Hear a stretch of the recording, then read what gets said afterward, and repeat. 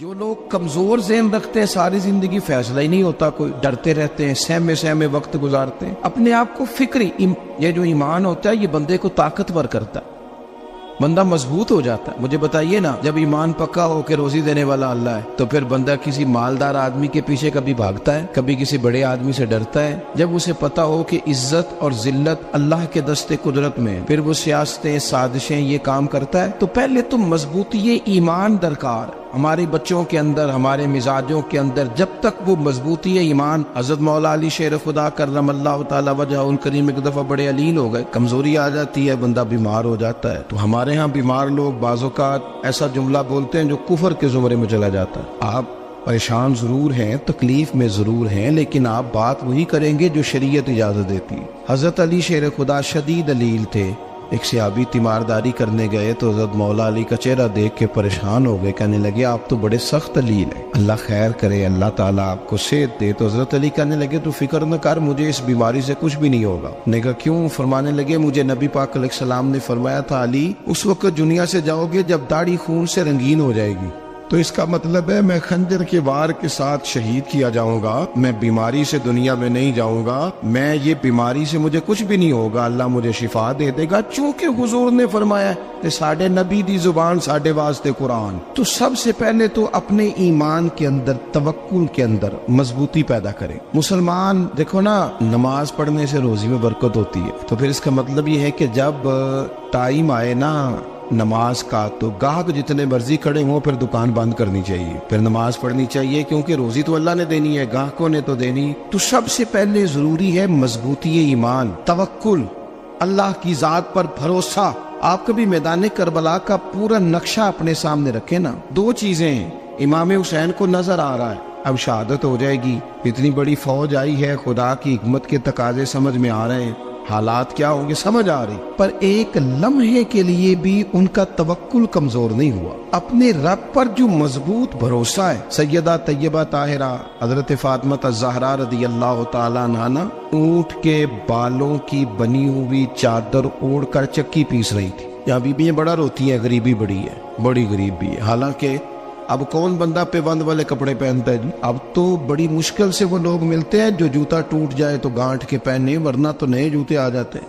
حضرت سیدہ پاک اونٹ کے بالوں کی بنی ہوئی چادر اوڑھ کے چکی پیس رہی تھی۔ نبی پاک صلی اللہ علیہ وسلم نے دیکھا، آنکھوں میں آنسو ضرور آئے، پر محبوب نے فرمایا فاطمہ دنیا میں تھوڑی سی تکلیف برداشت کرو، قیامت کی ساری عزت اللہ آپ کو ہی عطا فرمائے گا۔ تو توکل کی مضبوطی، اللہ کی ذات پر بھروسہ، اپنے رب کریم کے ساتھ امیدوں کا وابستہ کرنا، اس سے مضبوطی آئے۔ دوسرا فرمایا وَعَمِلُوا الصَّالِحَاتِ، بہترین عمل کیا جائے زندگی میں، نیک اعمال کیے جائیں، وقت ضائع نہ کیا جائے، ہر وقت کوئی نہ کوئی کام بندہ کرتا رہے۔ یہاں بہت سارے لوگ ہیں جن کو لوگ نیک کہنا شروع کر دیتے ہیں نا، وہ سمجھ لیتے ہیں شاید ہم سچی مچی نیک ہیں۔ لوگ جو کہتے ہیں حضرت صاحب کی بلا، پیر صاحب کی بلا، میں یہ طالب علموں کو، دوستوں کو، بلکہ اپنے آپ کو بھی کئی دفعہ کہتا رہتا ہوں، اپنے آپ کو سمجھاتا ہوں کہ یہ لوگ تجھے کہہ رہے ہیں حضرت صاحب، یہ تو رات کو تو اپنے آپ سے پوچھنا، اپنے رب سے پوچھ، کبھی موقع ملے تو اپنی گریبان میں جھانک، غور کر کے تیری کیفیت کیا ہے، تنہائی میں تیرا دل اللہ سے جڑتا ہے کہ نہیں، عبادت میں دل لگتا ہے کہ نہیں، خدا کا خوف دل میں رہتا ہے کہ نہیں، غریب کی محبت، عزیزوں قربت والوں کا احساس طبیعت میں موجود رہتا ہے کہ نہیں۔ ویسے تو میرا مطلب ہے، لوگ کہہ دیتے حاجی صاحب آپ بڑے سخی ہیں، تو اس سے تو نہیں نا بندے نے سخی ہونا، سخی تو تب ہونا ہے جب اللہ کی بارگاہ میں مقبول ہوگا۔ اعمال صالحہ، نیک کام، اور وہ کرتا رہے بندہ، کوئی بھی کام اسے نیکی کا مل جائے نا۔ دیکھنا اپنا معیار ہر انسان نے بنایا ہوتا ہے کامیابی کا۔ کچھ لوگوں کا خیال یہ ہوتا ہے کہ بچے میرے پڑھ گئے، اپنی اپنی جگہ پہ سیٹ ہو گئے، میں اب بڑے سکون میں ہوں۔ کچھ کی رائے یہ ہوتی ہے کہ میں نے سب بچے بچیوں کا بیاہ کر دیا ہے، گھر میرا بن گیا ہے، اب میں بڑے آرام میں ہوں، قرار میں ہوں، سکون میں ہوں۔ تو اپنی اپنی رائے ہوتی ہے، لیکن حقیقت وہ ہے، اصل وہ ہے جسے اللہ کے قرآن نے بیان کیا۔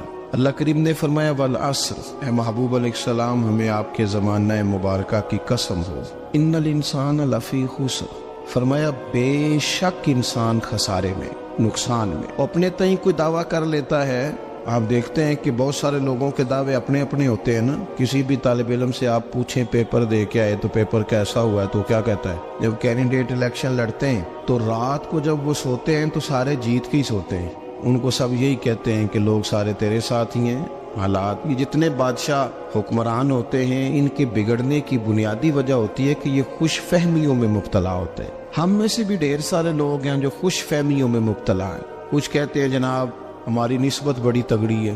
بھئی نسبت تو امام حسین سے تگڑی تو کسی کی نہیں نا. تو ساری رات نماز پڑھتے تھے، روزے رکھتے تھے، اللہ کو یاد کرتے تھے. آپ خالی نسبت پر بیٹھ کر عمل چھوڑ جائیں تو یہ کیسے ممکن ہے؟ تو اپنے اپنے تئیں لوگوں نے معیار کامیابی کے قائم کر لیے ہیں. اللہ فرماتا ہے کہ محبوب مجھے قسم ہو زمانے کی، انسان نقصان میں. یہ دن بدن جو وقت گزار رہا ہے تو اس کا نقصان، اس کا خسارہ، اس کا گھاٹا بڑھتا جا رہا ہے. روز نقصان میں. کتنا کتنا عمر کا حصہ لوگوں نے ضائع کر دیا. کتنے کتنے بہترین لوگ تھے لیکن روزی روٹی کے پیچھے وقت سارا برباد ہو گیا. یہ رزق حلال کے لیے دوڑ دھوپ ہو وہ تو بڑی بات، لیکن تکبر کے لیے اور خواہشات، بیجا خواہشات کی تکمیل کے لیے، ایک دوسرے سے آگے بڑھنے کے لیے بڑا وقت ضائع کیا لوگوں. اچھا کوئی بھی نہیں جیتا، خاندانوں میں بھی کوئی نہیں جیتا، برادریوں میں بھی کوئی نہیں جیتا، پر لڑائی ساری زندگی کی ہے. میں نے آگے گزرنا، میں نے آگے، حالانکہ کوئی کسی کو جیتنے دیتا ہی نہیں. اپنے اپنے تئیں لوگوں نے معیار قائم کیے کامیابی کے. اللہ فرماتے ہیں بے شک انسان نقصان میں ہے، لیکن جس میں 4 خوبیاں پائی جائیں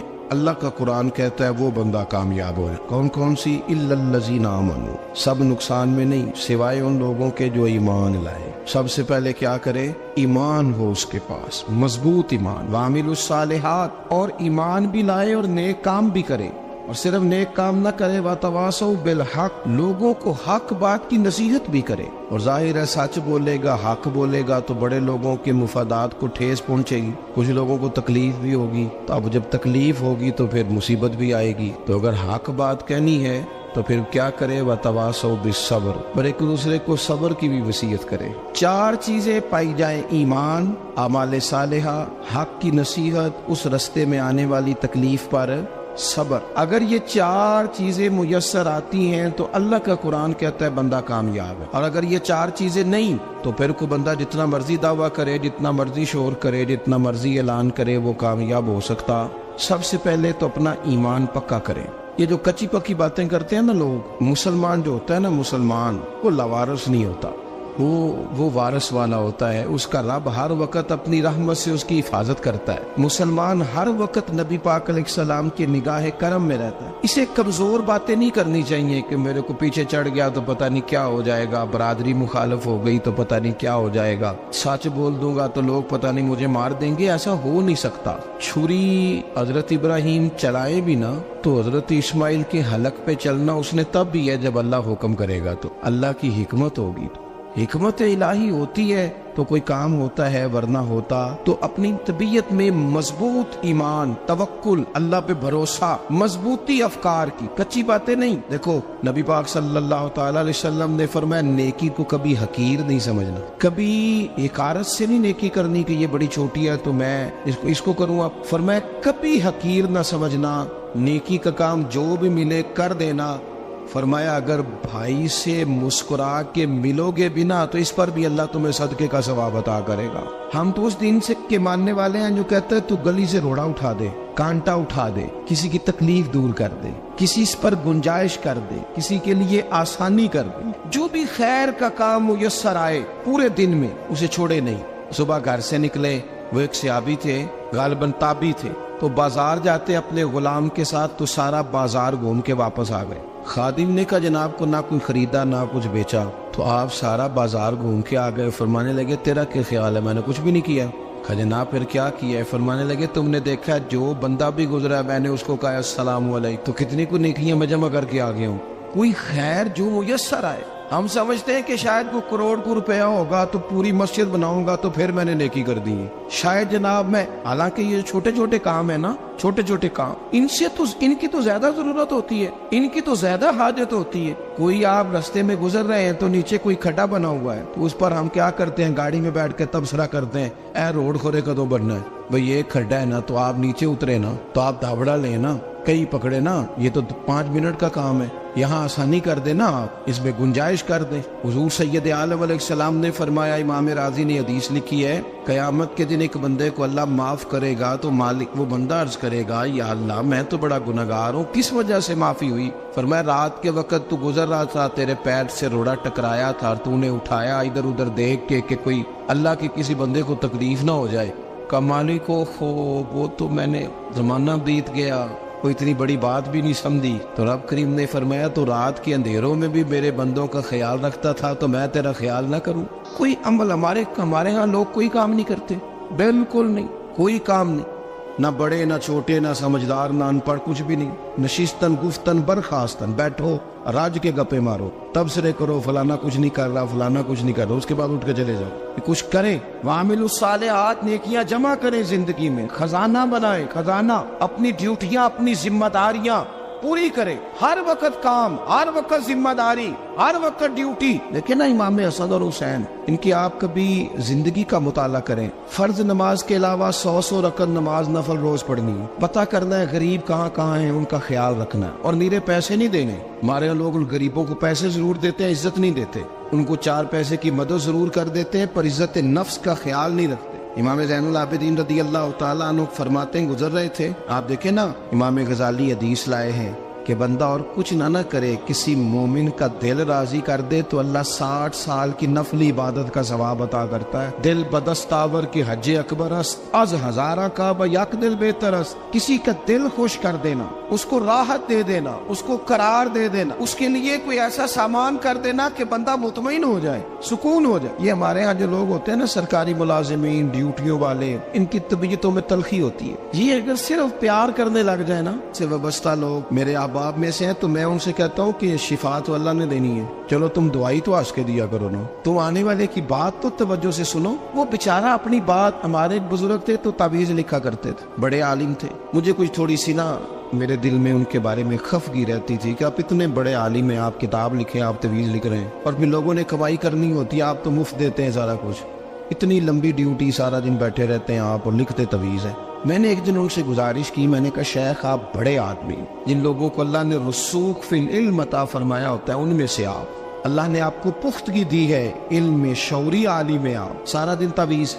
فرمانے لگے یار میں تعویذ نہیں لکھتا، اصل مسئلہ یہ ہے کہ جو تعویذ لینے آتا ہے وہ اپنا سارا دکھ سناتا ہے، تو میں تعویذ نہیں لکھتا، میں نہ بس لوگوں کے کلیجے ٹھنڈے کرتا ہوں، میں کسی کا، اب تو بچوں کے پاس ٹائم ہی نہیں، وہ تو ابا کا دکھ نہیں سنتے، تو بیٹھتے ہی نہیں۔ اماں کہہ رہی ہوتی ہے کہ پتر کو 10 منٹ میرے پاس بھی بیٹھا کر، لیکن پتر مصروف بڑا ہے، ویڈیو چڑھانی ہے اس نے، ہم الجھ گئے۔ یہ چیزیں انسان کو نفسیاتی طور پر کمزور کر دیتی ہیں، جو لوگ زیادہ یہ کام کرتے ہیں ان کے حافظے کمزور ہو جاتے ہیں، وہ الجھ جاتے ہیں، انہیں پتہ نہیں ہوتا رات میں نے کیا کہا تھا، صبح میں کیا کہہ رہا۔ ہر وقت نہیں، ضرورت کے وقت، ہر ٹائم نہیں، مخصوص اوقات میں۔ حضرت امام زین العابدین رضی اللہ تعالیٰ عنہ فرمانے لگے، ہم گزر رہے تھے، امام حسین ساتھ تھے، تو رستے میں نہ کچھ غربا، غریب لوگ بیٹھ کے کھانا کھا رہے تھے، کہتے ہماری ان پر نظر پڑی تو انہوں نے حضرت امام حسین رضی اللہ تعالیٰ عنہ سے کہا حضور آئیے تشریف لائیے کھانا کھائیے۔ وہ ضروری نہیں ہوتا آپ کو سب کا کھانا پسند ہی آئے، ٹیسٹ اپنے اپنے ہوتے ہیں، یہ ضروری تو نہیں۔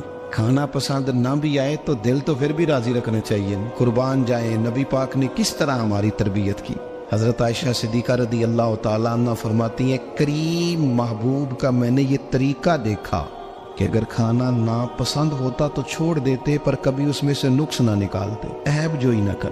گرمی کے موسم میں کھڑی ہے بیچاری خاتون، اور کتنی مشقت سے اس نے کھانا بنایا، اور کتنی گرمی صحیح ہے چولہے کے سامنے، لیکن صاحب کو کھانا رکھا ہے تو وہ کہتے ہیں یہ تو کی پکایا ہے، وہ کھانے والی چیز ہے بھائی، اس طرح کرنا، اب جو اگلی انڈیا وہ تو پکا، آنا تو کھڑا ہو۔ یہ پتہ چلی یہ کام کتنی مشقت کا ہے۔ زندگی میں کچھ تھوڑا سا دوسروں کا خیال رکھنا، یہ بھی تو دین کا حصہ ہے۔ آپ اپنی زندگی میں ہمیشہ اپنے لیے سوچیں، کسی اور کا سوچیں ہی نہ۔ تو میرے عزیز یاد رکھیں گے آپ، امام زین العابدین کہتے ہیں نبی پاک صلی اللہ تعالیٰ علیہ وآلہ وسلم نے نا حضرت امام علی مقام کی، امام حسن اور حسین کی اس طرح سے کچھ تربیت فرمائی تھی کہ غریب پروری ان کے اندر رچ بس گئی۔ مزاج بن گیا. وہ غربا بیٹھے تھے دسترخوان بچھائے سڑک کے کنارے, تو امام حسین گزرے تو انہوں نے آواز دی. امام صاحب لوگ کہنے لگے حضور تھوڑی روٹی نہیں کھا لیتے ہمارے ساتھ. تو امام صاحب آ گئے, نیچے بیٹھ گئے غریبوں کے ساتھ. کوئی جرت کرے نا, چلو امیروں نے تو غریبوں کے ساتھ بیٹھنے کی جرت نہیں کرنی, کوئی پیر ہی بیٹھ جائے غریبوں کے ساتھ, وہی مہربانی کر دے کہ میں پیر صاحب ہوں قبلہ ہوں تو میں ہی چلو لنگر کھا لوں مریدوں کے ساتھ بیٹھ کے. ہماری تو محفلوں میں بھی نا جی نعت خانوں کا, مولویوں کا, دوسروں کا کھانا اور ہوتا ہے, اور غریب آدمی کو شاپر میں چاول ڈال کے دیتے ہیں, ساتھ اسے کہتے ہیں یہ لنگر شریف ہے. بھئی اگر یہ شریف ہے, تبرک ہے, تو اے پیر صاحب نو نہیں سی لنگدا, اڑتا ہے گلے میں لنگر ان کو. یہ لنگر شریف جو ہے یہ نعت خان کو بھی تو گزرنا تبرک ہے کہ نہیں؟ ہاں نہ تو کرو نا, تو جیڑی زیادہ تبرک والی شے ہے وہ پیران نو بھی تو کھانی چاہیے نا. نعت خان کو اس کے لیے لہدا سے مرغ مسلم اعلیٰ کھانے. میں اکثر دوستوں سے کہتا ہوں چلو میلاد شریف پہ صحیح سب کے لیے اچھا کھانا پکاؤ. چلو جس غریبوں کے بچوں کو بیچاروں کو سارا سال وہ بوٹیوں کے لیے لڑتے ہیں, تم میلاد پہ اچھی روٹی پکا دو, تو بچہ جب کھائے گا نا بہت ساریاں بوٹیاں اور چاول, اور اپنے ابا سے پوچھے گا کہ ابا جی آج کی گل ہے, تو ہو سکتا ہے غریب باپ روئی پڑے اور اسے کہے پتر تو آج راج راج کے کھاج ساڈے نبی پاک دا میلاد شریف. تو امام حسین رضی اللہ تعالیٰ عنہ نا آ کے غریبوں کے بیچ بیٹھ گئے زمین پہ. انہوں نے کہا کھائیے, تو وہ جس طرح وہ کھا رہے تھے نا سادے برتنوں میں سادے, امام حسین کھانا کھانے لگ گئے. میں نے کہا خیر کا کام کوئی بھی ملے اسے ضائع, چلو اور کچھ نہیں کر سکتے تھے, کسی کو سڑک ہی پار کرا دے نابینا کو, چلو اور کچھ نہیں کر سکتے, تو آپ کو پتا ہے کہ سامنے والا بوجھ لے کے گزر رہا ہے, آپ تھوڑا سا ہٹ جائیں روڈ سے, اسے گزر لینے دیں. کوئی تو کام زندگی میں کوئی ارادہ تو خیر کا بندہ کرے. امام حسین بیٹھ گئے, ان کے ساتھ روٹی کھائی, تھوڑی دیر کے بعد اجازت لی, فرمایا جاؤں؟ کہنے لگے حضور اور کھائیے. فرمانے لگے میں تو ابھی روٹی کھا کے آیا تھا اور آج تک ایسا نہیں ہوا کہ دوبارہ کھانا کھاؤں, ایک لقمے کی بھوک نہیں تھی, جتنا بھی کھایا ہے نا یہ تمہارا دل خوش کرنے کے لیے کھایا ہے. غرباء مساکین کی وعامل الصالحات, ایماندار بندہ ایمانداروں جیسے کام کرتا ہی اچھا لگتا ہے. 25 حج کیا امام حسن اور حسین نے مدینے سے مکے پیدل جا کے. میں کہتا ہوں چلو ہم باجماعت نماز ہی پڑھ لیا کریں. چلیں, حضور صلی اللہ علیہ وسلم نے فرمایا فجر کی نماز پڑھ کے بیٹھ جاؤ, اشراق چاشت تک اللہ کا ذکر کرو, 2 نفل اشراق کے 2 چاشت کے پڑھ لو, اللہ 2 حج اور 2 عمرے کا ثواب عطا کر دے گا. مشکل کام تو نہیں. اہل بیت نے ہمیں سبق یہ پڑھایا ہے, حضور کے اصحاب نے ہمیں سبق یہ پڑھایا. تیسری بات فرمایا وتواصوا بالحق, صرف یہ نہیں کہ تم نماز پڑھ کے تو بیٹھ جاؤ, تم نے نا بے نمازی کو نماز کی دعوت بھی دینی ہے. مظلوم پر ظلم ہوتا رہے اور کونے میں چپ کر کے بیٹھے نہیں رہنا, بلکہ اگر ہاتھ پکڑا جا سکتا ہے تو ظالم کا ہاتھ پکڑنا ہے. نبی پاک علیہ الصلوۃ والسلام نے فرمایا اپنے بھائی کی مدد کرو چاہے وہ ظالم ہو یا مظلوم ہو, بھائی کی مدد کرو چاہے ظالم ہو یا مظلوم ہو. تو صحابہ نے عرض کی یا رسول اللہ صلی اللہ تعالیٰ علیہ وسلم یہ مظلوم کی مدد تو سمجھ میں آتی ہے, یہ ظالم کی مدد کیسے کریں؟ نہیں سمجھ آ رہی ہے آپ کو بات؟ یا رسول اللہ صلی اللہ تعالیٰ علیہ وسلم مظلوم کے ساتھ کھڑا ہونا تو ہماری عقل میں آ گیا, تو ظالم کی مدد کیسے کرنی ہے؟ نبی پاک صلی اللہ تعالی علیہ وسلم نے فرمایا ظالم کو ظلم کرنے سے روک دو, تم نے اس کی مدد کر دی, اسے باز کرو. لیکن ہم تو اتنی جرت ہی نہیں رکھتے بدی کو بدی کہنے کی, اتنی طاقت ہی نہیں ہوتی. جھوٹ کو جھوٹ کہنے کی ہمت, ہمارے گھر میں سارا کچھ ہو رہا ہوتا ہے, ہمیں پتہ ہوتا ہے کہ فلاں جگہ پہ ہمارا قبیلہ ہماری برادری غلط ہے, پر اتنی جرت کرتے. ہم سچ بولتے ضرور ہیں پر دوسروں کے بارے میں, اپنے بارے میں سچ بولنے کو تیار نہیں ہوتے. جرت کا مظاہرہ کریں, زندگی میں حق کو حق کہنا سیکھیں, غلط کو غلط کہنا سیکھیں, جھوٹ کو جھوٹ کہیں, بدی کو بدی کہیں, سچائی کا ساتھ دیں ہمیشہ. ہم نے جب تک دیکھو نا ظلم ہوتا رہے, زیادتی ہوتی رہے, اپنا دروازہ اندر سے بند کر لو, پتر باہر نہ جانا. کیوں جی؟ باہر اس پہ ظلم ہو رہا ہے, ان کے گھر آگ لگی ہے, کو ہمارے گھر تو نہیں نہ لگی. یاد رکھنا پڑوسیوں کی آگ نہ بجھاؤ گے تو اپنے گھر بھی آ جائے گی. اگر مظلوم کا ہاتھ نہیں پکڑو گے تو ظالم دلیر ہو جائے گا. اور ہمارے جتنے بھی بزرگ گزرے انہوں نے ظالموں کو ظالم کہا. امام احمد بن حنبل نے جیل کاٹی, امام اعظم ابو حنیفہ نے جیل کاٹی. آج کل لوگ کہتے ہیں مولانا صاحب آپ نے نا جناب غلط کو غلط نہیں کہنا, سیاست کی بات نہیں کرنی. کیوں جی؟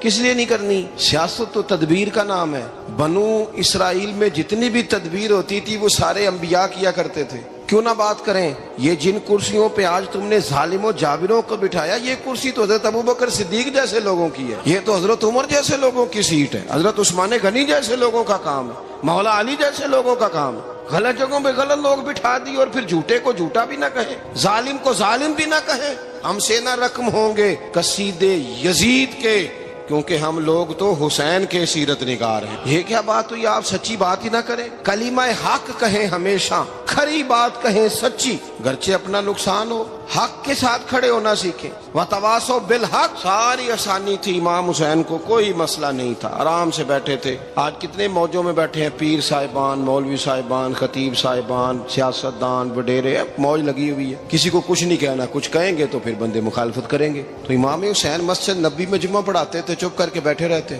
حضور سید عالم علیہ السلام کے مزار انور کے پاس بیٹھے تھے، بیٹھے رہتے۔ لیکن امام حسین نے فرمایا ظالم حکمران بنے تو وہ قوموں کو تکلیف دیتے ہیں، وہ ملی نقصان کرتے ہیں، وہ امت کا چہرہ مہرہ بگاڑ کے رکھ دیتے ہیں، لہذا کھڑے ہونا پڑتا ہے، کلمہ حق کہنا پڑتا ہے، الائے کلمت الحق کے لیے نکلنا پڑتا ہے۔ آپ اپنی زندگی کے اندر سچی بات کرنا سیکھیں۔ الیکشن کے دن آ گئے، میرے ایک بڑے محبت والے ساتھی تھے، وہ آ گئے ووٹ کے لیے۔ ویسے بھی یہ جو بیماری ہمارے ملک میں نا جی، ہمارے ہاں حکمران بعضوں کا کہتے ہیں اوے ہو جی جمہوریت بڑی ضروری ہے۔ وہ بھی کس مصیبت کا نام ہے جمہوریت؟ اقبال تو کہتے ہیں کہ یہ وہ چیز ہے کہ جس میں پتہ ہی کوئی نہیں ہوتا، پڑھے لکھے ان پڑھ کا، چھوٹے اور بڑے کا، سیانے اور بیوقوف کا۔ جمہوریت وہ طرز حکومت ہے کہ جس میں بندوں کو گنا کرتے ہیں، تولا نہیں کرتے رہتے ہو ہر وقت۔ قوم کو اس کا حق ملنا چاہیے، غریب کی مدد ہونی چاہیے، انصاف ملنا چاہیے۔ باقی یہ تمہاری کہانیاں ہیں ڈکٹیٹرشپ اور جمہوریت، اور ہمیں تمہاری سمجھ بھی نہیں آتی۔ ہر ڈکٹیٹر کے ساتھ ہوتے ہو، باتیں جمہوریت کی کرتے ہو، جہاں تمہارا دل کرتا کھڑے رہتے ہو۔ ہمیں تو کوئی اس سے غرض نہیں، کام ہونا چاہیے۔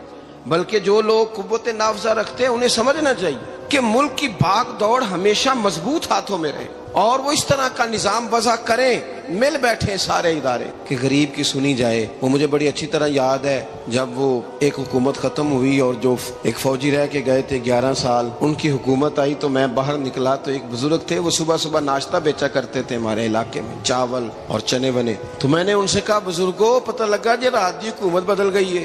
تو فرمان لگے پتر جیڑا مرضی بھی آ جائے، میں تو یا چاول بیچ کے روٹی کھانی، ہمیں تو ان سے غرض ہی نہیں، اللہ جانے کون آیا کون گیا، تو کھیل تماشا بنایا ہوا ہے۔ تو جھوٹے کو جھوٹا کہیں۔ میرے ایک دوست ہیں الیکشن لڑتے ہیں، مجھے ایک دفعہ آ کے کہنے لگے آپ نے کبھی ووٹ نہیں ڈالا، اس دفعہ ضرور ڈالیں۔ میں نے کہا نہیں ڈالتا میں۔ کہنے لگے ووٹ قوم کی امانت ہے، تو میں نے کہا امانت کسی بے ایمان کو دے دوں؟ امانت تو امانت دار کو دی جاتی۔ نہیں سمجھے آپ بات؟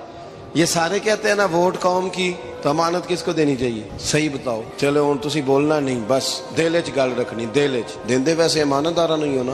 نہیں میں نے کہا بولنا نہیں، ہمیں کسی نے پتہ نہ لگ جائے، دیتے ویسے امانت داروں کو ہی ہو نا۔ یہ اپنے دل سے پوچھو، فیصلہ لو، اللہ سے ڈرو۔ ظالم کا مددگار ظالم ہوتا ہے، ظالموں کا مددگار ظالم ہوتا ہے۔ وہ تیرے میرے ووٹ پر جیت کر جب ظلم کرے گا تو پھر کون ہے جو یہ دعویٰ کرے گا کہ جناب میں ظالم کا مددگار نہیں؟ سوچو سمجھو، غور کرو۔ امام حسین رضی اللہ تعالیٰ عنہ نے فرمایا سچ کو سچ کہیں گے، جھوٹ کو جھوٹ کہیں گے۔ یہ نہیں ہو سکتا کہ جناب ظلم ہوتا رہے اور چپ رہے۔ اور یہ سبق کہاں سے پڑھا انہوں نے؟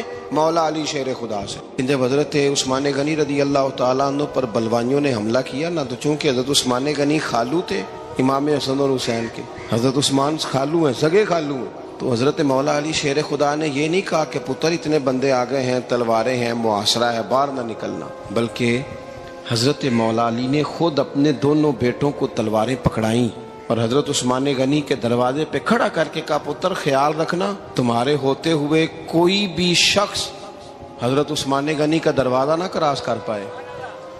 خود اپنے بچوں، ہر جنگ میں حضرت علی ساتھ لے کے جاتے تھے۔ ہم تو بچوں کو دلیری سکھاتے ہی نہیں، بزدل۔ اور کچھ ہمیں بابے مل گئے، وہ کہتے ہیں منڈے نو سایا ہے، میں کہ بابے نو آپ سایا ہے، انہوں بھی کرو دم کراؤ، اس کو نظری سایہ آتا ہے۔ کیسے نادانوں سے پالا پڑ گیا۔ کیا ہوتا ہے وہ سایہ؟ اچھے بھلے سیانے نوجوان بتی بند کر کے اندر لیٹا ہوا ہے بچہ، بابا کہہ گیا انہوں سایہ ہے۔ بابا کہڑا کہہ گیا جڑا باہر روٹی لین آیا سی، بھی ایڈی پہنچی سرکار ہوندی تے ٹکر ہی گھر کھا لیندی۔ لوگوں کے قسمت کا حال بتاتا ہے، اپنی اتنی خراب ہے کہ مانگتا پھرتا ہے۔ کیا مذاق بنایا ہم نے اپنے ساتھ۔ تھوڑے سمجھدار ہو جائیں، ہر بندے کی بات کا اثر قبول نہ کیا کریں۔ مومن کے پاس طاقتیں ہوتی ہیں، جو جدھر لگاتا ہے چپ کر کے لگ جاتے ہو۔ ان الذین قالوا ربنا اللہ ثم استقاموا تتنزل علیہم الملائکہ، اللہ کہتا ہے تو ڈٹنا سیکھ، رب کا نام لے کے ڈٹ جا، رب تیری مدد کے لیے فرشتے بھی نازل کر دے گا۔ فرمایا یہ نبی مومنوں کے جانوں سے بھی زیادہ قریب ہے۔ ہم بڑا عام لفظ بولتے ہیں کہ فلاں چیز میرے دل کے بڑی قریب ہے، میری سوچ کے بڑی۔ جو لوگ دل کے قریب ہوتے ہیں ان کے پاس اٹھنے بیٹھنے کو دل کرتا ہے۔ تو اللہ کریم نے قرآن پاک میں فرمایا کہ یہ پیغمبر صلی اللہ علیہ وسلم تمہاری جانوں سے بھی تمہارے قریب ہے، اور حضور نے وضاحت کر دی، نبی پاک نے وضاحت کر دی۔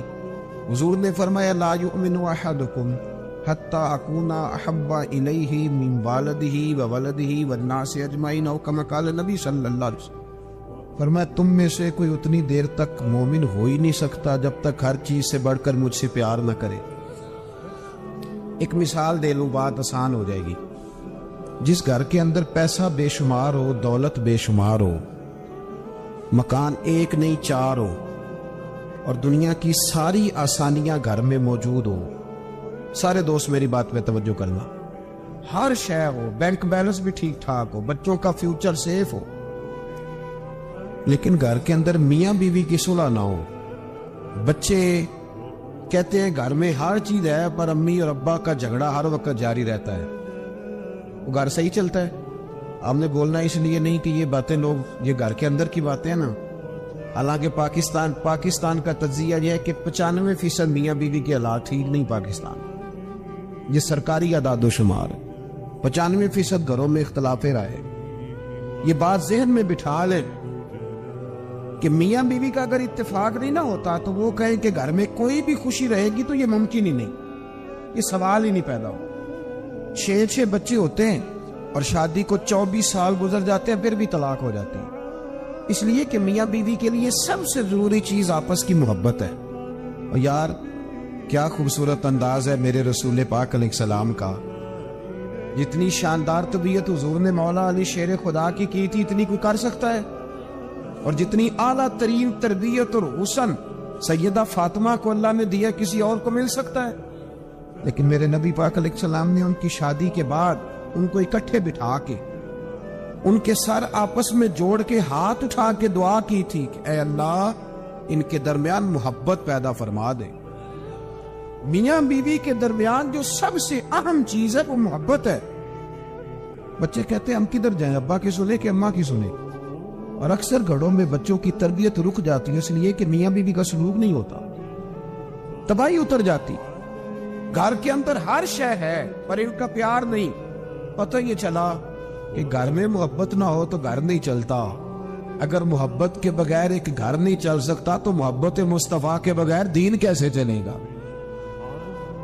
گھر نہیں چلتا میرے بھائی، ٹوٹ جاتا ہے، بکھر جاتا ہے۔ سارا کچھ ہونے کے باوجود میں نے مردوں کو روتے ہوئے دیکھا ہے، عورتیں تو روتی ہیں، میں نے مرد